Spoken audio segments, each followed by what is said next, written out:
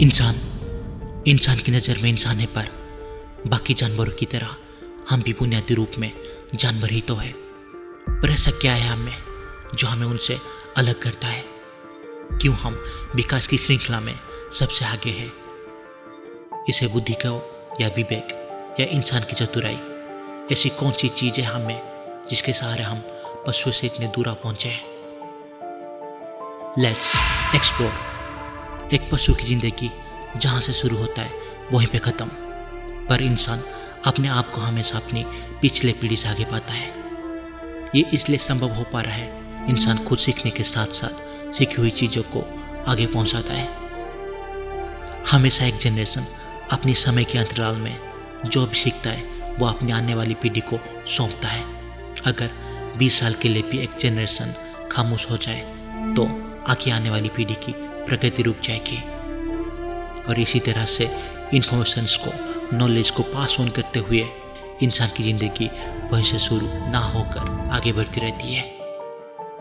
पर सीखने की ये काबिलियत, चीज़ों को समझने की दिमाग इंसान में कहाँ से आई?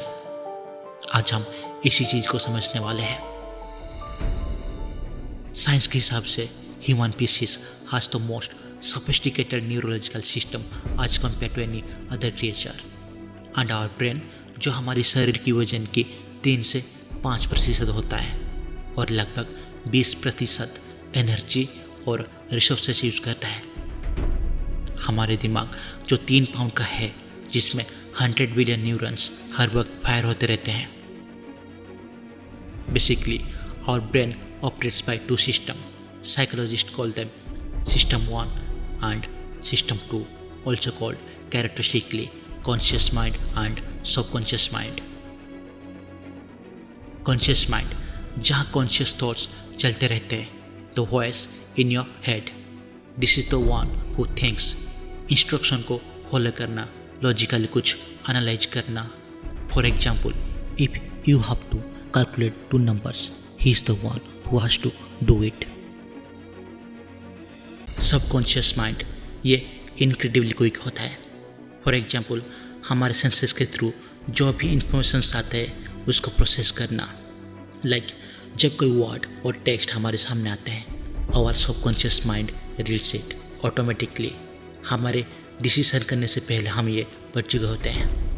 जहाँ हर काम ऑटोमेटिकली होते रहते हैं without our consciousness, without our awareness. ऐसे ज़्यादातर काम होते रहते हैं हमारे सबकॉन्शियस माइंड में। चलो थोड़ा डीपली एनालाइज करते हैं ये 2 सिस्टम्स कैसे काम करते हैं। जब हम पहली बार शू की लेस बांध रहे होते हैं तो हम हर एक स्टेप को एक्टिवली और एफर्टफुली कर रहे होते हैं with our consciousness, with our awareness.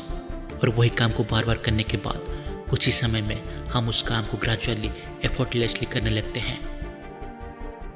Another example, जब हम पहली बार साइकिल चला रहे होते हैं तो हम हर चीज़ को ध्यान से कर रहे होते हैं। लाइक साइकिल को बैलेंस करना, पेडलिंग करना, सामने नज़र रखना, वो सारे काम हम ध्यानपूर्वक करते हैं। पर वही काम बार बार करके लर्निंग प्रोसेस के बाद हम एक दिन हाथ छोड़ के भी साइकिल चला लेते हैं।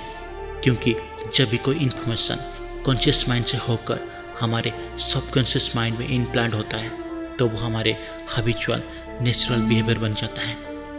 और जब हम अनअवेयर रहते हैं तब हमारी सबकॉन्शियस माइंड की परसेप्शन से वो काम ऑटोमेटिकली होने लगता है।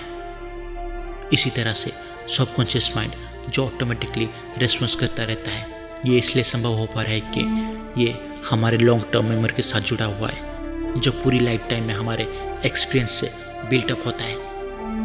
In contrast, our conscious mind entirely working with working memory, and our working memory at a time 4 से 5 चीज़ों को होल्ड करने की कैपेबिलिटी रखता है। and this is one of the best known findings from psychology, that our capacity of holding and manipulating information is incredibly limited. मतलब हम बहुत सी चीज़ों में सीमित हैं। जहाँ हम कॉन्शियसली कुछ काम कर पाते हैं, वहाँ हमारे सबकॉन्शियस माइंड में इतना कुछ चल रहा होता है जिसके बारे में हम अनजान रहते हैं। एक तरफ जहाँ हम सीमित होते हैं, दूसरी ओर सबकॉन्शियसली हमारा माइंड हर चीज़ के साथ जुड़ा हुआ है, पूरी ब्रह्मांड के साथ जुड़ा हुआ है। और आध्यात्मिकता में इंसान इसी अनुभव के साथ खुद को पूरी अस्तित्व के साथ जुड़ा पाता है।